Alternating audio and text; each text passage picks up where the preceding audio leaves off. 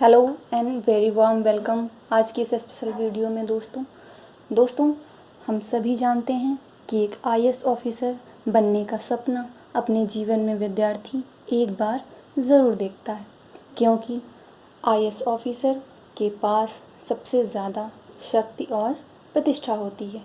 जैसा कि हम सभी ये बात भी जानते हैं कि भारत में आईएएस परीक्षा सबसे ज़्यादा कठिन मानी जाती है। इसके 3 प्रमुख कारण। First one is the number of seats and second परीक्षा का syllabus and third last paper की कठिनाई का स्तर।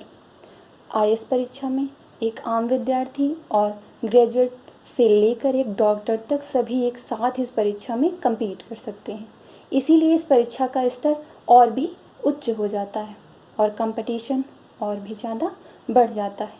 इस परीक्षा को 2 चरणों में आयोजित किया जाता है, जिसमें से पहले चरण को आईएएस प्रीलिम्स के नाम से जाना जाता है, वहीं दूसरे चरण को आईएएस मेंस के नाम से जाना जाता है।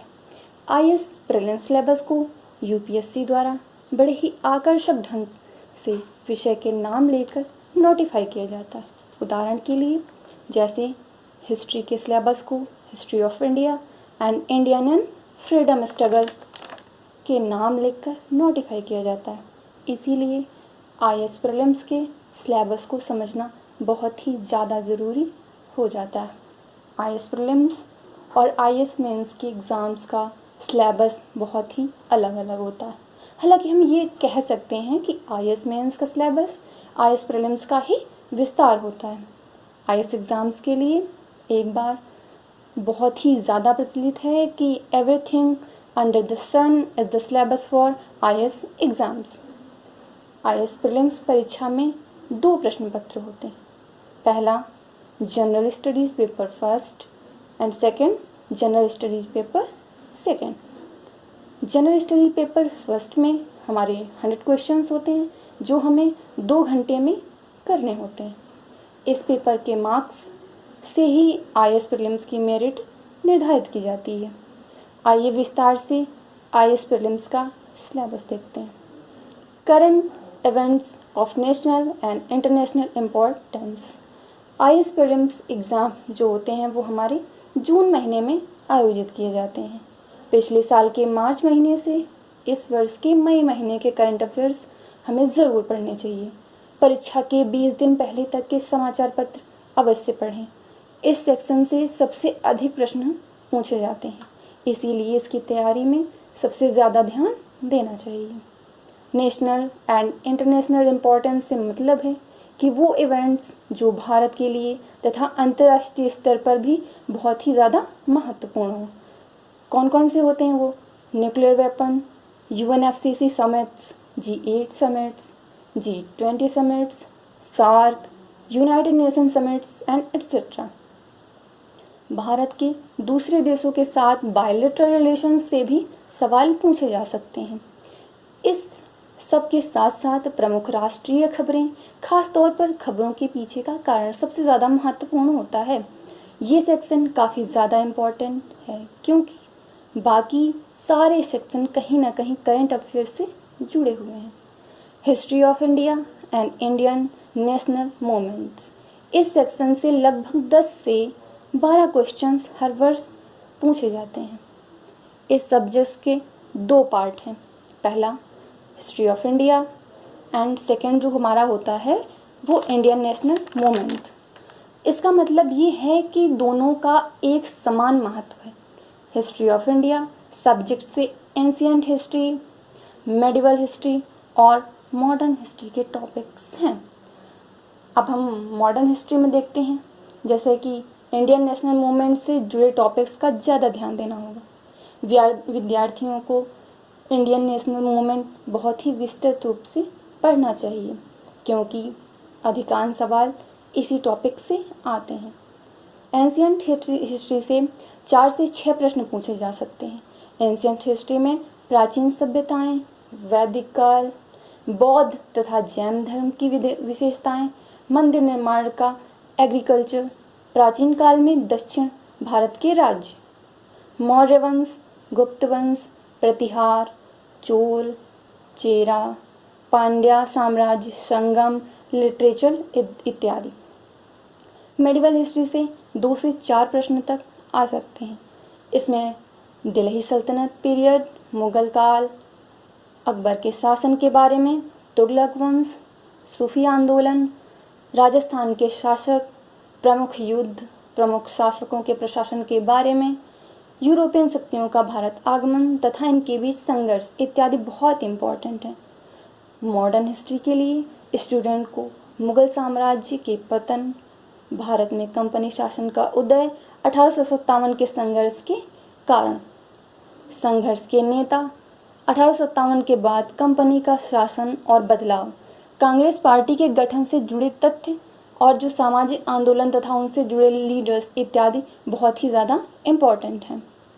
इंडियन नेशनल मूवमेंट में इवेंट की टाइम लाइन्स के बारे में अवश्य पढ़ना चाहिए ताकि इन इवेंट्स के बारे में साधारण रूप से ज्ञान हो सके। राष्ट्रीय स्तर के आंदोलनों जैसे कि असहयोग आंदोलन, भारत छोड़ो आंदोलन तथा अन्य को बहुत ही विस्तृत रूप से जानकारी जरूर लेनी चाहिए। महात्मा गांधी जी और जवाहरलाल नेहरू के बारे में जुड़े हर तथ्य के बारे में अच्छे से पता होना चाहिए। कांग्रेस के अधिवेशन तथा उनकी अध्यक्षता बहुत ही ज़्यादा इम्पोर्टेंट है। इतिहास को कहानी के तौर से पढ़ने से इतिहास आसानी से याद हो जाता है। Indian and world geography, physical social economic geography of India and the world. Physical social economic geography of India and the world से मतलब यही है कि ज्योग्राफी से जुड़े सारे आयाम बहुत ही इम्पोर्टेंट हैं। इस सेक्शन से लगभग 15 क्वेश्चन तक आ सकते हैं। आईएएस प्रीलिम्स परीक्षा में भारतीय भूगोल से काफ़ी प्रश्न पूछे जाते हैं तथा यह विषय थोड़ा साइंटिफिक भी है, इसीलिए इसको समझने में थोड़ी कठिनाई होती है। इस सेक्शन में वो सभी टॉपिक्स इम्पॉर्टेंट होते हैं जो कि भारत की दृष्टि से इम्पॉर्टेंट हैं, जैसे हिमालय, भारत की नदियाँ, इंडियन मानसून सिस्टम, खनिज संपदा, डेमोग्राफी यानी पॉपुलेशन के डाटा, भारत में बसे अलग अलग ट्राइबल्स इत्यादि। इस सेक्शन में फिजिकल ज्योग्राफी के फंडामेंटल्स समझना बहुत ही ज़्यादा आवश्यक है। इसके साथ ही साथ world important water currents, Pacific ocean belts, mid Atlantic rights, प्रमुख commercial and industrial areas, important ports, exporters, producers इत्यादि पढ़ने भी ज़रूरी हैं। Indian polity and governance, constitution, political system and panchayati raj, public policy, right issues etcetera. इस section से लगभग 10 से 15 सवाल तक आईएएस प्रीलिम्स में आ सकते हैं। Constitution, political system, panchayati raj, public policy, rights issues etcetera, इसका मतलब ये हुआ आपसे कॉन्स्टिट्यूशन ऑफ इंडिया की पूरी जानकारी की अपेक्षा रखता है। इसके अलावा संविधान कैसे कार्य करता है, संविधान में कार्य कैसे होते हैं, कानून कैसे बनते हैं, देश कैसे चलता है, सरकार कैसे काम करती है, केंद्र तथा राज्य सरकार से संबंधित टॉपिक्स भी हैं। सिलेबस में पंचायती राज अलग से लिखा हुआ है, इसीलिए पंचायती राज से जुड़े हुए रिकमेंडेशंस एंड कमिटीज़ को अच्छी तरह से तैयार कर लेना चाहिए। साथ ही पंचायती राज से जुड़े हुए आर्टिकल्स को भी अवश्य अच्छे से पढ़ें। पब्लिक पॉलिसी से ये तात्पर्य है कि सरकार की विभिन्न विषयों के लिए क्या पॉलिसीज़ हैं तथा सरकार ने एप्लीकेशन के लिए क्या क्या प्रोग्राम्स बनाए हुए हैं। राइट्स इश्यूज़ से ये मतलब है कि भारत के नागरिकों को मिलने वाले अधिकार तथा उनसे जुड़े मुद्दे जैसे आधार तथा right to privacy etcetera. Fundamental rights से जुड़े हुए महत्वपूर्ण सुप्रीम कोर्ट डिसीजन भी इम्पॉर्टेंट होते हैं। Economic and social development, sustainable development, poverty, inclusion, demographics, social sector initiative etcetera. इस सेक्शन से में हर एक टॉपिक की बहुत महत्वपूर्ण है। इकोनॉमिक एंड सोशल डेवलपमेंट का मतलब है कि भारत का इकोनॉमिक डेवलपमेंट कैसे हुआ तथा उसका सामाजिक विकास यानी सोशल डेवलपमेंट पर क्या असर पड़ा है। इसका सस्टेनेबल डेवलपमेंट का बेसिक कॉन्सेप्ट बहुत ही इम्पोर्टेंट है। कई बार इसकी डेफिनेशन भी पूछी जाती है। इसके साथ साथ विश्व में सस्टेनेबल डेवलपमेंट से जुड़े इम्पोर्टेंट इवेंट्स का खास ध्यान रखना चाहिए। पावर्टी का अर्थ है कि भारत तथा विश्व में पावर्टी की परिकल्पना क्या है तथा पावर्टी से जुड़े हुए पावर्टी लाइंस की डेफिनेशन इत्यादि क्या है। इंक्लूजन का नया कॉन्सेप्ट है जिसमें इकोनॉमिक्स एंड सोशल इंक्लूजन दोनों ही आते हैं। भारत सरकार इकोनॉमिक और सोशल इंक्लूजन के लिए क्या क्या स्कीम चला रही है, इनके बारे में पूरी जानकारी रखनी बहुत ज़रूरी है। डेमोग्राफिक्स में पॉपुलेशन तथा इससे जुड़े बहुत से आंकड़े आते हैं, जैसे employment rate, participation of women in work force, migration data, child sex ratios इत्यादि आते हैं। सोशल सेक्टर इनिशिएटिव में केंद्र सरकार या फिर राज्य सरकार द्वारा चलाई जा रही योजनाएं तैयार करी जाती हैं। इस टॉपिक्स को करंट अफेयर्स से जोड़कर पढ़ना चाहिए।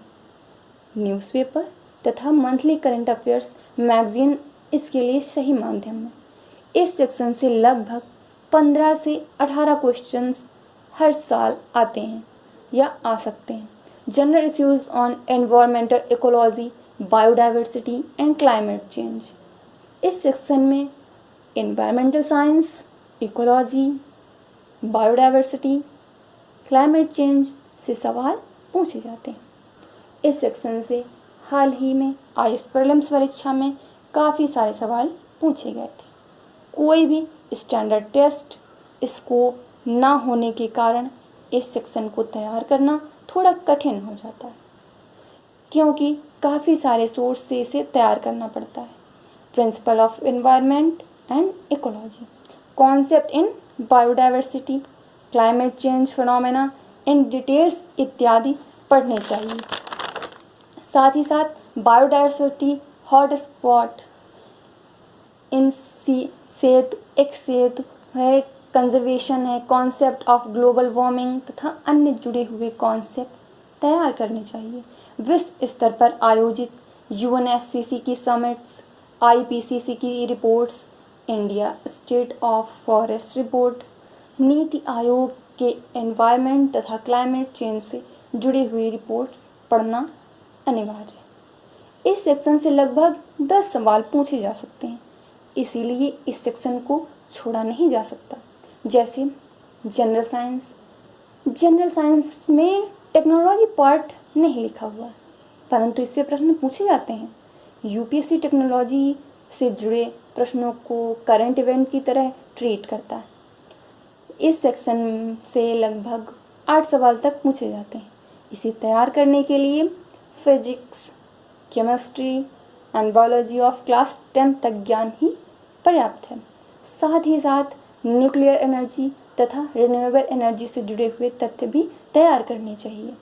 इस सेक्शन में लेटेस्ट टेक्नोलॉजी डेवलपमेंट को भी तैयार करना चाहिए और उसके साथ ही साथ नए नए इन्वेंशन एंड इनोवेशन को भी तैयार करना चाहिए तथा वो कौन कौन से बेसिक प्रिंसिपल पर फंक्शन यानी कि कार्य करते हैं, इसकी भी तैयारी करनी चाहिए।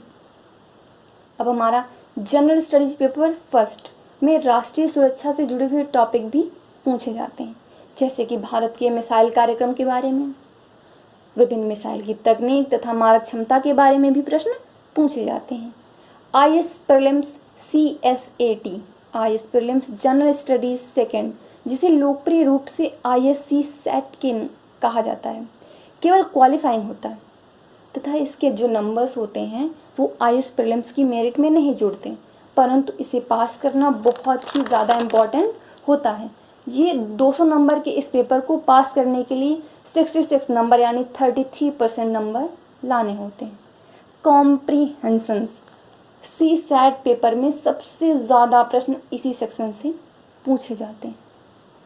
इस सेक्शन में कॉम्प्रीहेंशन के जरिए एकाग्रता की जांच करी जाती है तथा ये भी देखा जाता है कि एक विद्यार्थी कॉम्प्रीहेंशन से दिए गए संदेश से कैसे समझता है। आईएएस बनने के बाद बहुत बड़ी बड़ी फाइल्स तथा पॉलिसी डॉक्यूमेंट्स पढ़कर तथा उन्हें समझकर कोई भी डिसीज़न लेना होता है। इसके लिए कोई सिलेबस नहीं है, केवल प्रैक्टिस से ही इसकी तैयारी की जा सकती है। Interpersonal skills including communication skills, ये सेक्शन आईएएस उम्मीदवारों के कम्युनिकेशन स्किल की परीक्षा करने के लिए है कि किस तरह कम से कम शब्दों में वह अपने संदेश दूसरे व्यक्ति तक पहुंचा सकते हैं। इसके लिए अलग अलग सोर्सेज से टेक्स्ट पढ़ने चाहिए। एनसीईआरटी बुक्स इस विषय में मददगार साबित हो सकती हैं। Logical reasoning and analytical ability, यह सेक्शन आईएएस उम्मीदवार के लॉजिकल रीजनिंग की परीक्षा लेने के लिए होता है। तार्किक सोच का परीक्षण बहुत ही ज़्यादा ज़रूरी होता है, क्योंकि एक तार्किक सोच ही डेटा का सही तरीके से इंटरप्रिटेशन कर सकती है। Decision making and problem solving, एक आईएएस ऑफिसर से सबसे ज़्यादा उम्मीद सही डिसीजन मेकिंग की होती है। किसी भी प्रॉब्लम को सॉल्व करने के लिए सबसे सस्टेनेबल तथा मोस्ट फिजिबल सॉल्यूशन क्या हो सकता है, इस बात का सबसे सही परीक्षण इस सेक्शन में किया जाता है। General mental ability, general mental ability का परीक्षण सामान्य तौर पर यह टेस्ट करता है कि एक व्यक्ति कैसे सीखता है, कैसे निर्देशों को समझता है और कैसे समस्याओं को सॉल्व करता है। सामान्य मानसिक क्षमता के क्षणों में ऐसे पैमाने शामिल होते हैं जो विशिष्ट निर्माणों जैसे कि मौखिक, यांत्रिक, संख्यात्मक या सामाजिक और स्थानिक क्षमता को मानते हैं। Data interpretation and data sufficiency, ये सेक्शन बहुत ही ज़्यादा इम्पॉर्टेंट है, इसीलिए इसमें से हर वर्ष प्रश्न भी पूछे जाते हैं। डेटा इंटरप्रिटेशन सही पॉलिसी मेकिंग के लिए बहुत ही ज़्यादा ज़रूरी होता है, इसीलिए इसका परीक्षण भी किया जाता है। इसी तरह के बेस्ट वीडियोस के लिए हमारे टेलीग्राम चैनल से जुड़ने के लिए लिंक डिस्क्रिप्शन में दिया गया है, उससे जुड़ें और इस चैनल को सब्सक्राइब अवश्य करें। Thank you.